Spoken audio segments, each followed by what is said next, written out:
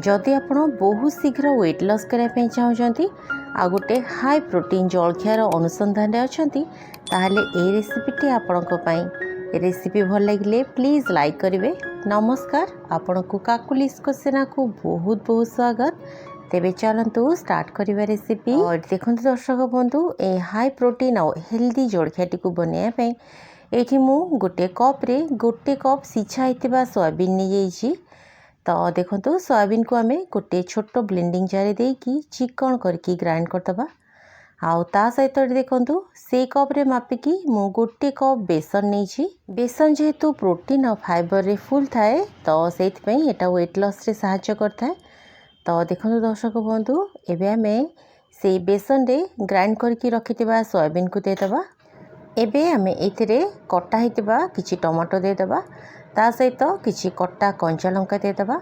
आउ ता सहित गोटे मीडियम साइज रो पियाज को छोट छोट करके काटिके एथिरे देदेबा। आउ ता सहित एथिरे बढ़िया फ्लेवर आनिया पई किछि कटा धनिया पत्र देदेबा। आउ ता सहित एथिरे आमे स्वाद अनुसार लूण दबा, आधा चामच हल्दी पाउडर आ स्वाद अनुसार अल्प लंका गुंड देदेबा। ता सहित ये जलखियाटी को आउ टिके प्रोटीन रिच करने एठी मु गोटे अंडा देइछि। अंडा ये ऑप्शनल अच्छी, जदि आपको पसंद ताहले पकई पारे, ना तो आपको या स्किप कर पारे। तो देखो दर्शक बंधु, आउ ता सहित ये मुझे अदा को ग्रेट करके दे देइछि। आपण एथिरे आपणकर मन पसंदर जेकोसी परिबा पकई पारे। मो पाखे जेतिकी परिबा थिला मु सेतिकी एथिरे ऐड करिछि। तो देखो दर्शक बंधु, सबको आम सुखिलारे प्रथमे भल भाव में गोलेदबा, तापर ये दरकार मुताबक अल्प अल्प पानी देकी गोलेबा। तेबे दर्शक बंधु, आपण मैंने ये भिडियोटी को क्यों जगह देखुंट निश्चय मत कमेंट जनइबे, जहाँफल मु आपण को धन्यवाद दे पारिबी। आउ आपणकर कमेंट गुड़िक पढ़ाई मत बहुत ही भल लगी था। तो देखो दर्शक बंधु, ये सब को मु गोले देली। यार कंसिस्टेंसी आम एतिक ही रखा। बैटर आमर बनिकी रेडी। एबे चलतु गैस उपरे गोटे तावा बसेबा।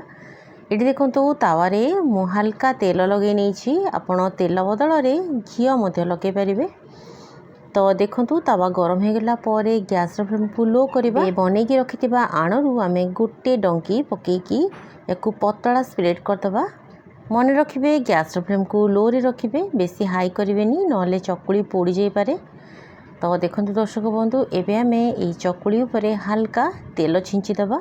बहुत ही कम तेल रे एटा हो जिवो, बेसी तेल जमा भी दरकार हबनी। तो देखो दर्शक बंधु, तेल दे देला परे याकू मो पाखापाखी 1 ରୁ 2 मिनिट छाड़ देइथिली। चकुलीटा गोटे पटु हो गला परे याकू आमे गोटे पिठा कड़िका साहाय्य ओलटई दबा।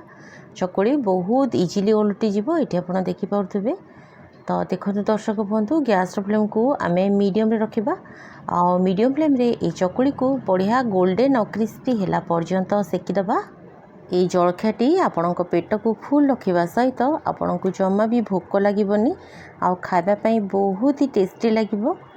तो देखो दर्शक बंधु, चकुलीटी आमर बनिकी रेडी हो गला। याकू मु किछि सालाड आ दही सहित सर्व करिछि। फाइबर, प्रोटीन आउ प्रोबायोटिक आपण को ये जलखियार मिल जिवो।